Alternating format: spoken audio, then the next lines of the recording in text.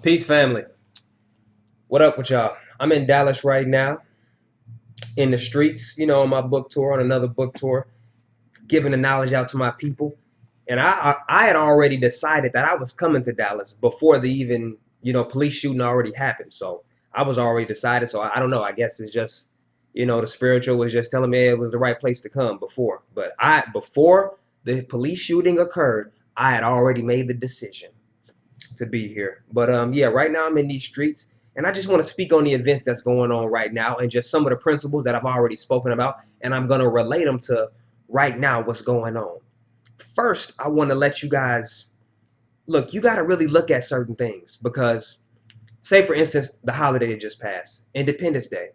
Independence Day is really based on, say, George Washington and the Americans fighting against their oppressor, Britain. And we celebrate that. We tell them they're right. You get it? But when an African fights back, it's wrong. But every time a European fights back against his oppressor, he's right. But soon as an African tries to fight back, why is that? So we got to start questioning our mindset. Are our thoughts our own thoughts? Because it doesn't even make sense, the shit we thinking about. You feel me? You got to really question your thoughts because you saying one person is right, but then you saying another person is wrong for doing the same exact fucking thing. In fact, we celebrate it and make holidays about it. It doesn't make sense. Question your thoughts. Question everything you are thinking. I'm telling you this because sometimes people out here are programmed and they're not questioning anything. All right? That's why I tell you, be curious. Curiosity. Stay a child. You get what I'm saying? See, the children, I'm out in these streets, children is like, yeah, I agree with you. Because the children still got that curiosity. They didn't beat it out of them yet. You see, that's why I love the kids, and that's why I'm still a motherfucking kid. I'm a die kid. I'm not growing up. I'm keeping my own mind, my own logic right here. You're not gonna tell me that this water is wet and it's okay, and then when this water gets wet, then you say it's not okay. No, it's gonna be wet across the board. And look, let's just go with the numbers. Let's go with the history. 100% of revolutions, of victims fighting their oppressors, from victims fighting their bullies, 100% have been successful through fighting back, through bloodshed. Zero have been successful just over simply protesting. It has never worked and it never will. You gotta fight back. That's the only way a bully knows to quit. He doesn't know words. He can't understand words, I promise you. He doesn't understand protests. If y'all want to keep protesting, do that. But for the serious ones, the real ones, the alpha ones, we know what it's going to take. It's only fighting back or money. That's all they care about. Revenue and blood. Revenue and blood. Revenue and blood. Nothing else. Don't even think about it. All right? And another point I wanted to make. All right? That was the point.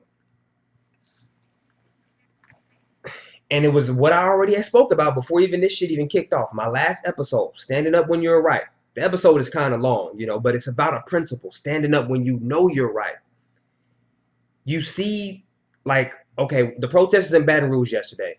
I see a woman, she's speaking articulately to the crowd, to her fellow protesters. She's speaking to them, telling them, yo, what we need to do, and they're wrong and this and that. But you're still repeating the same stuff that we already know. We know the system is wrong. We know they're oppressing us, yada, yada, yada. We know this, okay?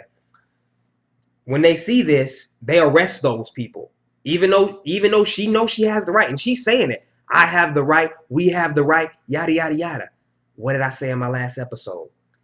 You know your rights, but then you got to stand on your rights.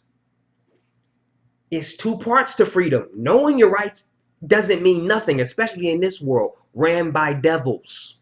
You're in a world that's ran by devils. Get this through your head right now. Devils run this. They don't understand your words. It doesn't click in them. It doesn't get through to them. Blood, revenue. That's the only thing that gets to. And this is a history. 100%. I'm almost at a loss of words because I hope you're getting what I'm trying to say to you. But her knowing the rights is not going to stop anything. You got to stand on your rights. You see, that's what separates me from the 7 billion. And that's why I'm so powerful, because I stand on my rights. And if you go back to my episode, I give you an example of when I stood on my rights. If I'm peaceful protesting and they come up, that's why I don't go to protest, because I know I speak well, I'm articulate, I can motivate, I can inspire. And those are the ones they arrest. So I know they would try to arrest me, and I know I would die right there, because you're not going to kidnap me. I know my rights, but I stand on my rights. That's what separates me. That's why they're so afraid of me. They're like, no, because that's the key. If what I got in me, the courage, the tenacity, the bravery, if that spreads, then it's all over. Because that's what the revolution is. Once it gets to the point where people stand on their rights, it's not knowing your rights. Knowing your rights is nothing to a bully. It's nothing to a demon. It's nothing to a devil.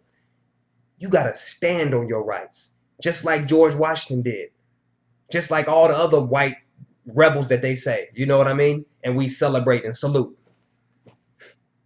That's what Nat Turner did. That's what Malcolm did. You gotta stand, man. You gotta sacrifice. And men, this is all for you. I don't even want to see women at rallies and all that. It's embarrassing. I feel embarrassed by seeing that. Let me tell you and I want to leave you because I don't want to make this video extra long, but let me tell you our mindset in Africa. One of the elders was telling me our mindset before the Europeans even arrived, right? Before they was, still in the mountains and stuff. Our mindset was this. When we would battle with outside, entities that would come in, say the Asians or whatever, Middle Easterns would come in, this was the mindset. When the men would go out to fight the enemy, you wouldn't come. The woman would tell her man, if you come back here defeated, I'm killing you. You get what I'm saying? The man knew he couldn't go home. Either he killed his enemy or he died. That's it. Because the kid sees that. You see that? If the kid sees that shit, well, damn, my daddy came home and he got his ass whooped. And he just a bitch. What you think the kid gonna grow up? I'd rather have this motherfucker die. At least now the kid knows, to stand for something. You see, so this is a mental disease. This is what I'm talking about, the holistic aspect of the shit. Y'all taking on mental diseases. This shit is deeper than you can even imagine. Some shit that you didn't seen, so you take it on. So you think it's wrong when you fight back, but you celebrate it when somebody else fights back. But hey, salute to the rebels, man. I'm out here. I'm in these streets. You look up, you get up, and don't ever give up.